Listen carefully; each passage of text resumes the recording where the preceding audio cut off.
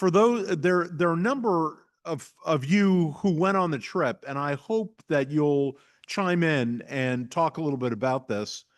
Um, and I'll get started. So, Reformation in the Lowlands. This what was really fun about this.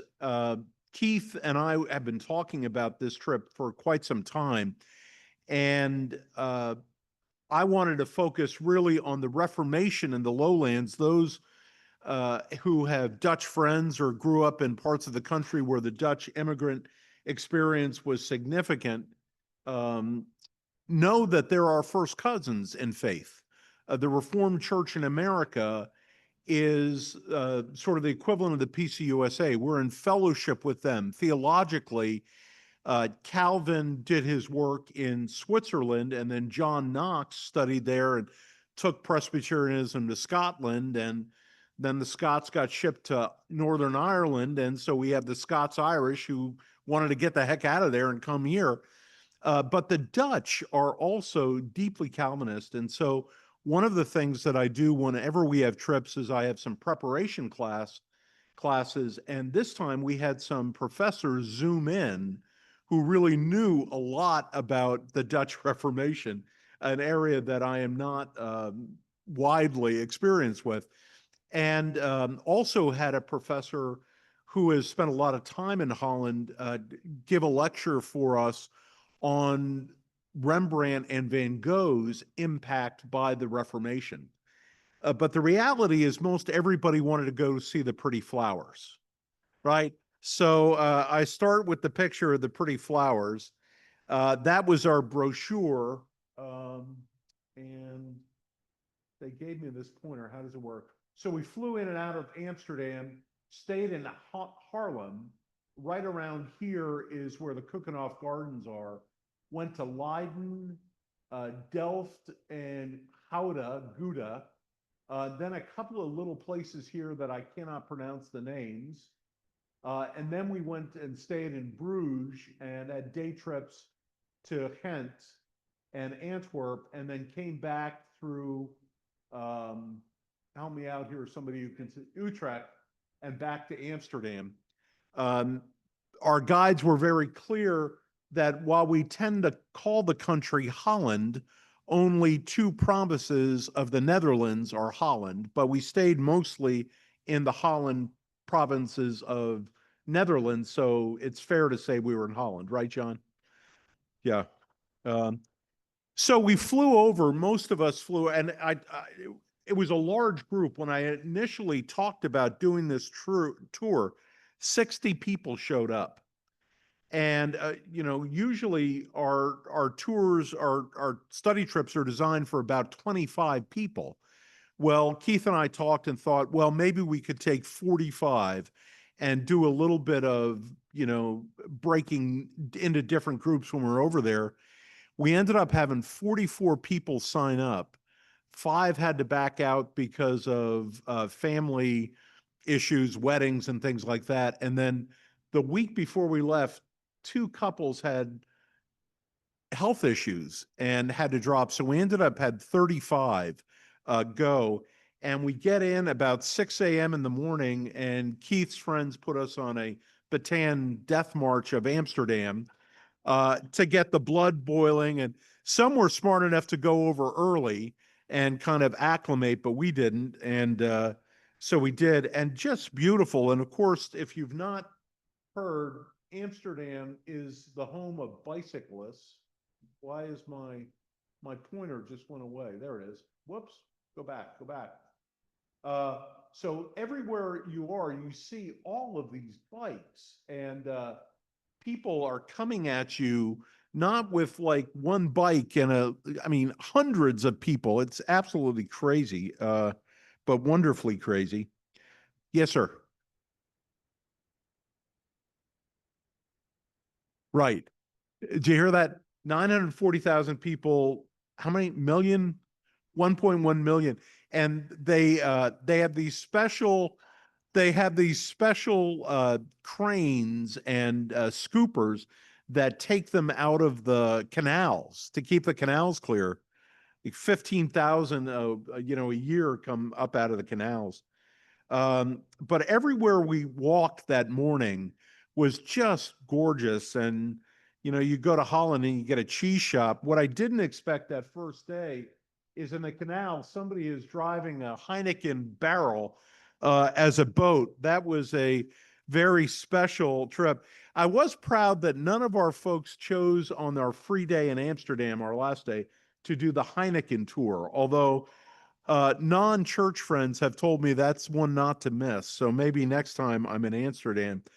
One of the great surprises for me was when we finished our walking tour, we had a little lunch break, and we were supposed to gather in front of this church, the Moses and Aaron Church.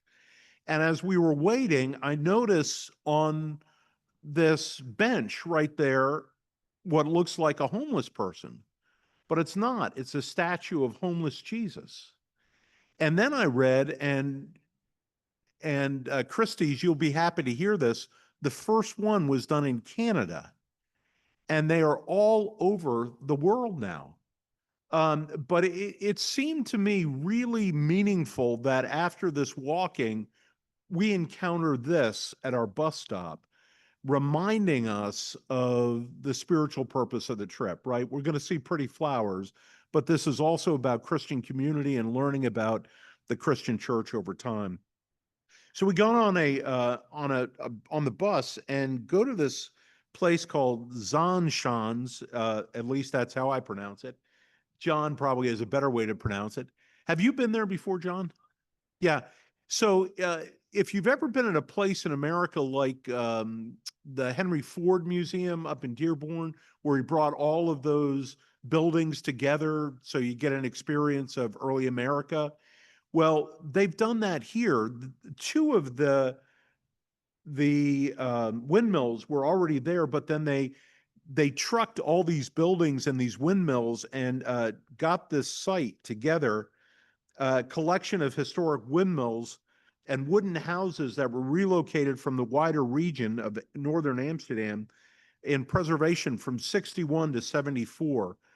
And so this is a kind of built fake community, but it's a wonderful place to go. And they have all of these little museums there, including clog museums. You could have clogs made.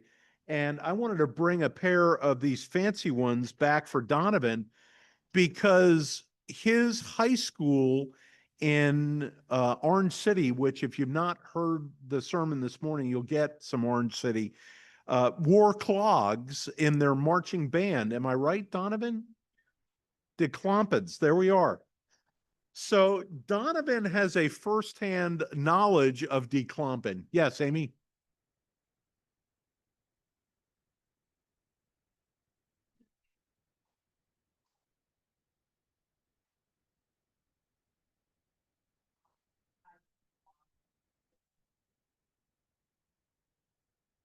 Thank you, Amy. Yeah. The, we had to hold the bus for Amy because she was stuck in the clog museum and couldn't get out. It was actually really interesting to go into the windmills and see how they work. They're really amazing technology. Well, the next day we left our place in Harlem and began to drive out to the Keukenhof Gardens. And it was, I think, genius how we put this trip together. So really the first day, the first thing we saw were the tulips. Get them out of the way and we could talk about the important stuff, right?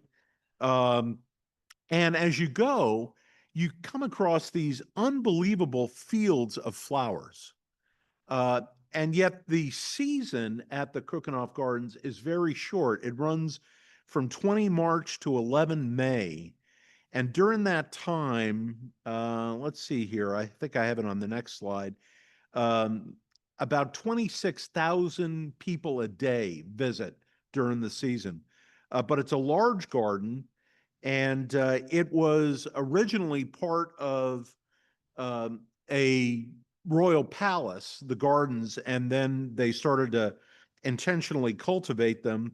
Yeah, in 49, a group of 20 leading flower bulb growers and exporters came up with the plan to use the estate to exhibit spring flowering bulbs, signaling the birth of Keukenhof as a spring park. Park opened its gates to the public in 1950, instant success. In 2024 will be the 75th edition. During the past 75 years, developed into a world famous attraction. In a short season, 1.5 million visitors, averaging 26,000 a day. But must tell you, it was spectacular. And in some ways, it was nice because the only day that was a little overcast and we had a little bit of rain was that day. So there weren't maybe as many people in the gardens, and we weren't dying of the heat, which just made things all the more glorious and bloomy. Um, they're not only tulips, so we had some daffodils and some other flowers thrown in there as well. And every now and again, you'll find, die Klompen. Um, and just an FYI, Amy cannot pass, something with a cutout and not put her head through it or these things. So she is just, Jennifer, I'll show you the pictures you missed later. Um, so we didn't stay at the beginning in Amsterdam. We got outside and stayed in this town called Haarlem. And there was not a single house that I saw that I wouldn't want to have lived in. Uh, you and Keith have stayed there, haven't you, John? Yeah. Oh my Lord, it was just glorious. And so again, we go on these walking tours, which I was a little concerned about, having just had a knee replaced in December, but it went fine. So we go out of our hotel, turn on the main street. We're following our guide into the downtown, and as we're crossing over a canal, she just happens to mention, oh, and down there is a Jan Hals museum. And so the group keeps going straight, and Guy takes a sharp right and heads to the museum. Um, and this is kind of what it looks like. I'm not going to like bore you with too many art pictures, but you're going to probably have a couple. And one of the really interesting things about the building that it's in, it's called the Oudemanshuis. And all around there were these homes that were put up for elderly or sisters or brethren, or uh, so we got a sense of what 16th, 17th century uh, social care looked like. And these were really good. This is a painting of the town leaders who were in charge of this old person's house. And each of the 32 little houses were inhabited by two men who were eligible to live there if they had to be at least 60 years old, honest Harlem residents, and single, required to bring their own household goods. Um, and that was fun. But Franz Hals is really known for his portraiture. And it was a time, sort of post Reformation or right during the Reformation, where church painting was frowned on, but a lot of merchants wanted their paintings made. And so these are like groups of cavalry officers and different town societies. And I've got some more pictures over here if you want to take a look at them afterwards. But Halls is really known for his portraiture. And these two stood out to me. The one here comes from, whoops, from, a larger painting, but that face just is so remarkable to me. That one sort of looks like Howard in our church, and I was hoping he and his wife would be here today and he would see a portrait of himself from the 1600s. One of the other paintings that I really loved from this place was St. Luke painting the Madonna. And there's a whole subgenre of biblical paintings of St. Luke painting the Madonna. right? He gives such a intimate portrait in the Gospel of Luke of Jesus's mother's Mary that they often sort of see him painting this, and that was really kind of fun to see around from the right before the Reformation. We then went to Leiden. It's a university city. It's the oldest university city or Leiden University is the oldest university in Holland, in the Netherlands, and the painting or the here that was the master carpenter's house in town. So the city has somebody who's a master carpenter, right on the canal, and that was gorgeous. All of these, I'd known Amsterdam had canals, but I didn't realize every other city had beautiful canals as well. um, Leiden is Rembrandt's hometown, and so you encountered a couple of statues of him. I thought this one was particularly interesting. uh, the portrait, one of when he was very young, he did, and this idea of a young person kind of interacting with Rembrandt and perhaps getting the artistic bug on his own as well. So we walked along the canal, and I just loved the trees as well. The nature was just glorious there. Again, this was as we're going into downtown Leiden and these beautiful old canal houses. Question or some? Yeah.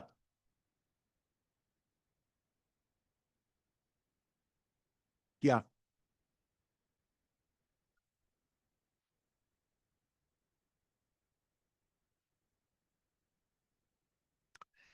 Um, I think it was an idea, but one of the things that you'll see on a lot of these is at the top here, they'll have sort of like a crane so you can get the stuff up into the upper reaches of it. Almost all of them have that. I don't know particularly about the step style, but they're often called, yes,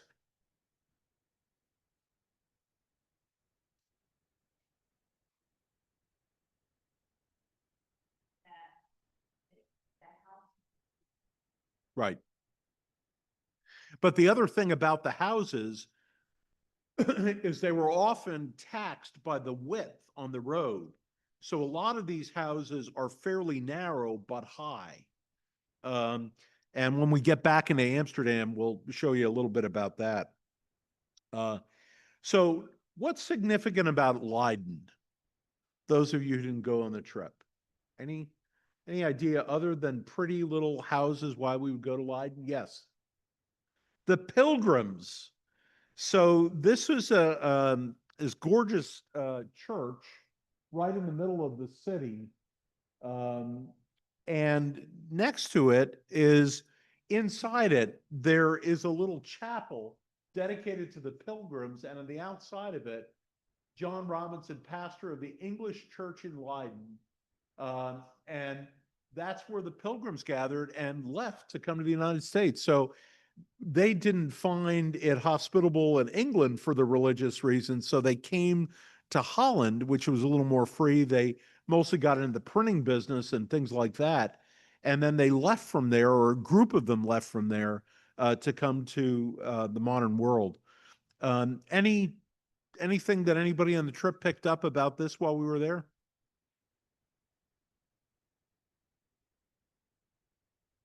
Right. They had a list of how many of our presidents have roots back to the Mayflower, and surprisingly, Barack Obama was one of them. So that was interesting. I couldn't put every slide in here, so you don't get it all. But if you want to see all my slides later, I'll invite you over to the house. Yeah. Um, then from there, we went to Gouda, um, and yeah, it's the folks who went to this place had Gouda enough cheese, but the town is Gouda, and one of the things in going to many of these really old is this was City Hall. That's the Rathaus, and you realize just how important the Dutch East Indian trade was. Remember the map that I showed you at the beginning were basically all on the coast. So these are port cities, and Gouda and then Bruges and Ghent and all of those were remarkably wealthy in the age of discovery and the age of sale and trade. Um, but so we visited this St. John's Kirk or Grosse Church, and it's the longest church in Europe, or the Netherlands anyway. And it was known for its famous stained glass windows. Now, what's really interesting is in many of these huge old cathedrals, when the Reformation happened, the iconoclastic movement felt like stained glass was an abomination and an affront to the first commandment and tore it all down. But somehow this survived or was put up later. And in fact, one of the stained glass, this one was put up a great deal later, but it was really beautiful. Um, I was tempted to do slides that were only pulpits and organs. I mean, I had a little pulpit envy. You'll see one in just a second. But our guide kept going on and on about these stained glass windows. And it was like, that's great. Let me go see something else. And what I wanted to see here was one of the most unusual uh, church structures I've seen in Europe. So in many of the European churches, you have the chancel and the choir sits up in the chancel. And then you'll have the communion table and a pulpit facing the nave. But in a lot of places, they'll have the pulpit in the nave and chairs around. But this was the only place I've ever seen where they built basically scaffold or what am I talking? Theater seats on three sides. So, Donovan, if you were to climb into this pulpit, brother, you better have something to say. They worship 1,000 a Sunday in this church. This is a part of Holland that's called the Bible Belt, and it's a Protestant church, sort of open to all Protestants. But our guide was a non-believer who was talking about all these windows, but there was a woman guide with the other group who would ride her bike in from the suburbs to worship there every Sunday. And it was really the most unusual and for me, kind of beautiful way to deal with that space in the nave to really make it a church. So that you got great sight lines. The acoustics, I imagine, were glorious. It was a revelation. Well, you got to get off your feet sometime. And Amy and Rowan Leathers and a bunch of other people found the Gouda cheese shop, and there were samples of every kind of cheese you could have possibly imagined there. You all have been there and you've done this? Yeah. So, um, one of the things about this trip was a little bit unusual. We had a number of friends of the church go along with us, and one of the folks who traveled was a guy named Paul McKenzie. And Paul was the music director of the church that I served in Libertyville, Illinois, and has wanted to travel with us for a while. And he offered to put together a packet of worship and lead us in worship every day. So we usually had worship on the bus, but this day we had it in the kind of open area at this very modern hotel we were at.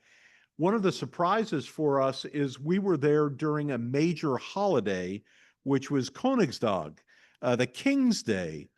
And the Dutch don't wave the flag all that much unless they're at an international soccer game. But on King's Day, everybody is dressed up in orange, except those of us who didn't get the memo and were this group in the bus. But these folks were all in. Amy was delighted she could finally break out her University of Tennessee gear and have a good reason for that. But this is what it looked like in Delft. It was orange everywhere. I especially loved the headgear on this guy up here. Some of these are my pictures, some are ones that I pulled off, but it was amazing to see all of that. Yes.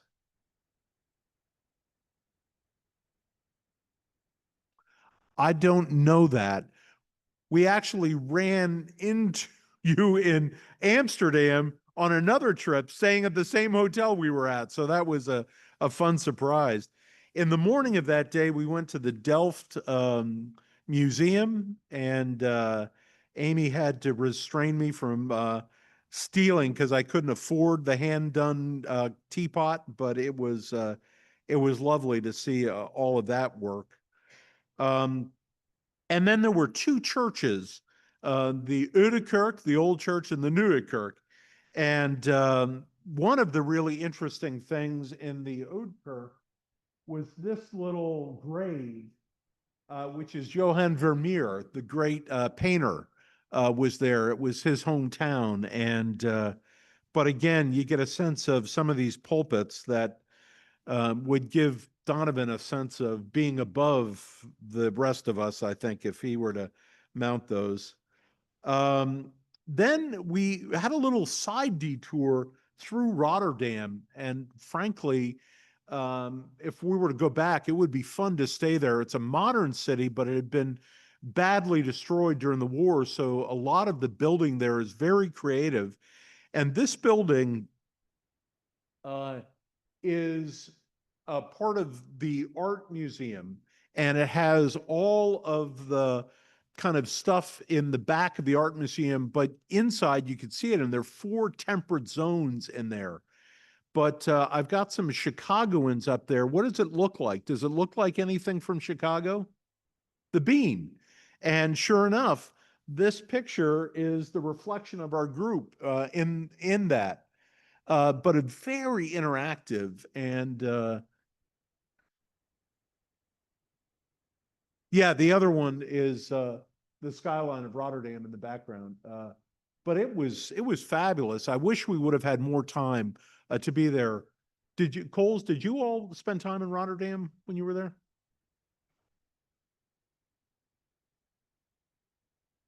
Yeah. So I understand it's very. We didn't go in. Yeah. Right. No. No. No. Yeah. Yeah. So Old Church was probably, I'm thinking 1400s, and New Church is probably 1600s. Yeah. Yeah. So Donovan? Yeah. We were a lot like lemmings. Exactly, Donovan. Yeah. It's a good thing that there are no cliffs in Holland, you know? Uh, there are canals. Then we went to Bruges, and Bruges was everything everybody has said it is. It is just stunningly beautiful. The architecture is glorious. Um, and then there is this little Basilica of the Holy Blood. Have any of you known what this is or ever heard of it? So there is right here, whoops, uh, they have a vial of blood that supposedly Joseph of Arimathea uh, got from the foot of the cross and kept, and that has been passed down and passed down. And this is where it is located. Yeah, but I have to say, this pulpit. You may see that on the front bulletin of next Sunday's sermon service. Any idea what that is? Amy thought basketball. It looks like what? A fruit? No? Cannonball? Right. Yeah. So don't look at that, but look here. These are equator. This is the world. This is the globe. The word goes out unto the whole world. Fascinating. I have never seen anything like that. They wouldn't let me crawl up into it. I was a little bit bummed, but it was so interesting, for a nautical country. Amy and I were in Portugal last year, and much to her surprise, we went into this Navy museum, maritime museum, and it had these maps from the age of discovery and the nautical um, charts that were there and how creatively they were drawn was just amazing to me. And in fact, one of the symbols of Portugal is the kind of the nautical map. And so that's what those lines are on there. One of the other things in the other church is the Bruges Madonna. Anybody remember what's significant about that? So it's Michelangelo's, and it got out of Italy in 1507, I think is when it came north. And it's I think it's his only Madonna that is out of Italy. But if those of you watched the Monument Men, this was one of the two major things that they were going to find. And this is a picture here of them taking it out of the salt mines in Germany and getting it back into the church in. Um, so you turn the corner in this church, and boom, there you've got Michelangelo's Madonna there. Um, its church was lovely. Another pulpit that I thought Donovan would like. And then some more. Then we went to Ghent, and a little bit bigger. Um, there's a cathedral there called St. Babos. And what for me was far and away the absolute highlight of the trip was seeing the Ghent altarpiece. And last year I had um, Jim Womack, who used to be the art teacher at MBA, to come and teach on it. And then I asked him to teach again to our group before we went on the trip. And he's like, I can't do it in a half an hour. I'm like, well, do your best. And he was great. I turned the corner to see this, and I was so overwhelmed at it. I've known this piece. I've wanted to see this piece for so long. I just stopped and I put my hand on my heart and over, and this little lady guard who was there took me by the hand and walked me down two chapels beyond that to where it originally was in situ to tell me all about it. And I'll show you a picture of that in a minute. This is called uh, the Adoration of the Mystical Lamb. And the center panel is here. Interestingly, one of the lower panels was out having restoration done to it. And we went over to the museum and saw where they were doing the restoration, which was interesting. But this is the little side chapel where it originally was and sort of where it was originally.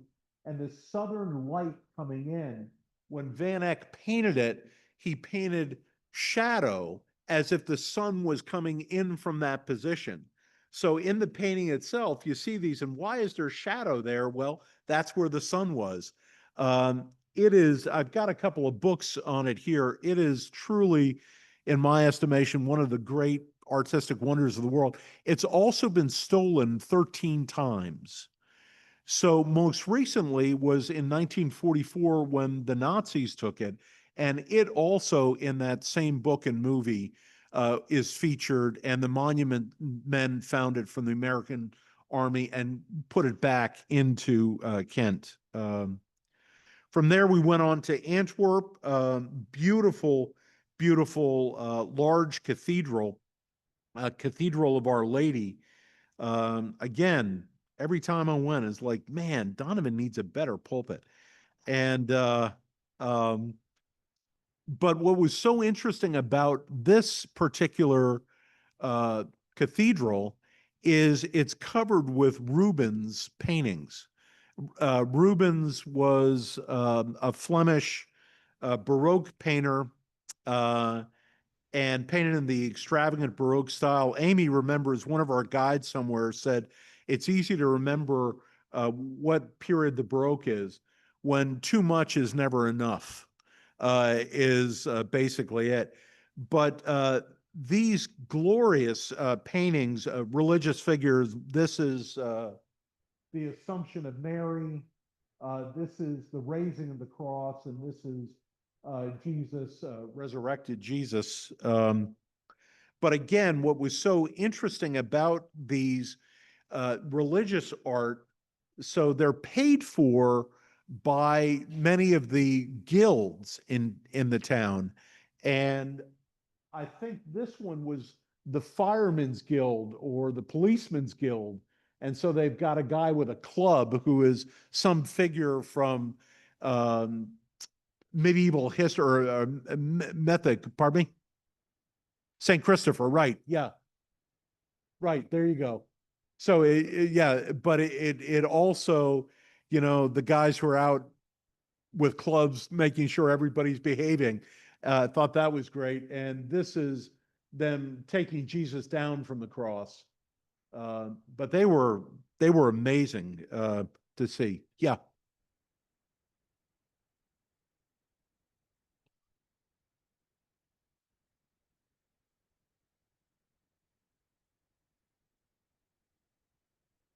Thanks for asking an important question.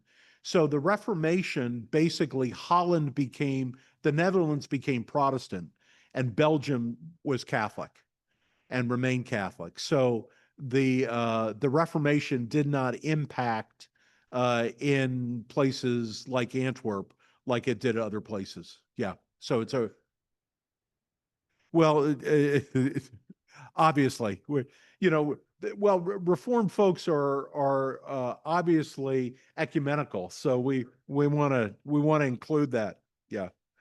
Um, this I thought was interesting when it comes to pulpits. Donovan, have you ever seen something like this? You look and you've got this glorious organ, and when you get closer, you realize the pulpit is right underneath the organ. Um, Dale, exactly. Dale hits one of the big pipes and wakes everybody up. I think that'd be the plan. Uh, from there, that was in Utrecht, and interesting little city. We had a walk around and saw very some creative. Then we got to Amsterdam, and we ended up having a free day in Amsterdam because some of us had been there and have done things before, and others hadn't and wanted to do things. And one of the disappointments was uh, Whitty said we couldn't get group tickets to see the Anne Frank house. And well, don't ever tell Amy Griffith you can't do something. So Amy found out on the week before, if you got up at 9 a.m. Amsterdam time, you could go online and get tickets that were unsold. So at 3 a.m., the day we were leaving, Amy is up and she was able to get 12 tickets. And so 12 folks were able to go, including Amy. She had not ever been. And I would say that that was probably the most moving part of the trip for Amy. Maybe others of you can speak about that as well. For a couple of us, we went to something called Our Lord in the Attic. And Ken and Mary had talked about going there when they were there last year. So when the Reformation happened in Holland, Catholic churches were banned, but many of the folks who were doing industry there were Roman Catholics from other countries or even Dutch who wanted to remain there. And so they put chapels, hidden chapels in their houses. And I thought this was going to be, one level. It's 3 levels. I mean, how many people do you think you can put in there? A couple hundred, maybe? I mean, it was amazing. And I don't have a picture of it. I have a little book here, but the pulpit sort of recedes and you can kind of pull it out. It was phenomenal. This is what the building looks like from the street. And again, here is where you'd be able to pull stuff up into the attic spaces here. But these 3 levels, the middle of it is where the church was, and they had a full-time priest there. And the government folks would sort of wink their eyes. They knew it was there as long as it wasn't sort of out in the open. They weren't hostile to it, but it was something really worthwhile seeing. Ken, you really were moved by it as well, right? Yeah. Um,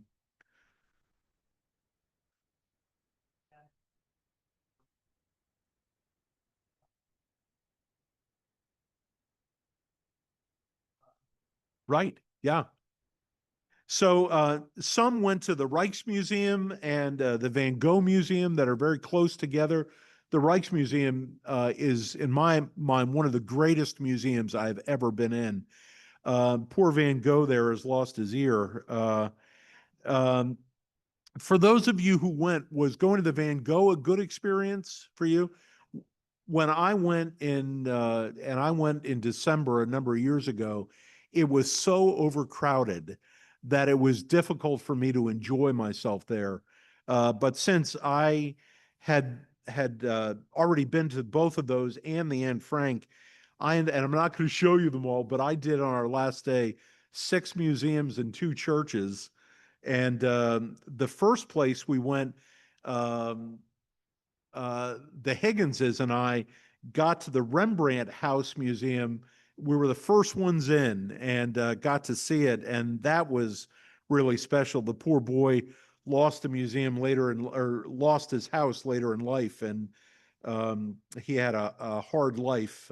But it was interesting to see where he worked, and that this front room would have been where he brought folks in to see his work, right? You know, and then this was a place where he had all his props, and the very top level is where he did his printing. It was really fascinating.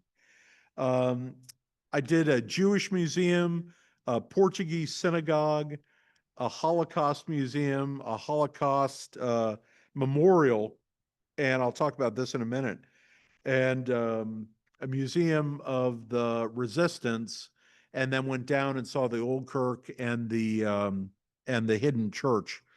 But what was interesting is the Holocaust Museum was in a school, and across the street from that was this very popular theater that was the Jewish theater, and that's where everybody was housed before they were transported, just crammed in there. And so they took the back off of it and have created this, whoops, this memorial place out back. And the very center of this is this pillar with names on the Star of David. And along the walls, there are ways you can hear stories, but that's the was the Holocaust Memorial. In the synagogue was really interesting. There's a whole Jewish quarter and this beautiful old synagogue. And in the Jewish Museum, the Portuguese synagogue in the Jewish Museum is a synagogue inside the museum. And just really fascinating about the history there. Well, many of our other folks just took a canal trip that day, and then we were gone all too soon. One of the other interesting things about this particular trip is how many of our folks use the trip as a jumping off place to go other places. Doug and Sandra went on to Turkey to see their daughter and son-in-law. Who else is here? Went other places. Amy and I went on to Copenhagen to see some friends up there.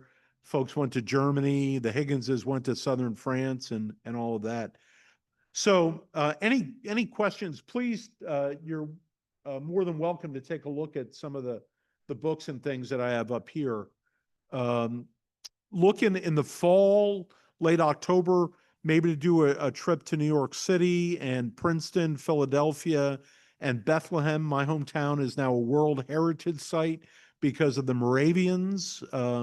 It's actually pretty interesting. Have you ever been to Winston-Salem? That's like a small version of the downtown of Bethlehem. So that's kind of fun. And then I've had some of my disciple classes ask about doing the Footsteps of Paul trip to Greece. And so we're looking next spring to go ahead and do that late April or early May. And then further on out, thinking about either Italy or southern France as sort of the next trip going on. So, any questions? Next Sunday, just a reminder, will be the music camp performance in here. So, really hope that you come and take part in that. Thank you all. Please.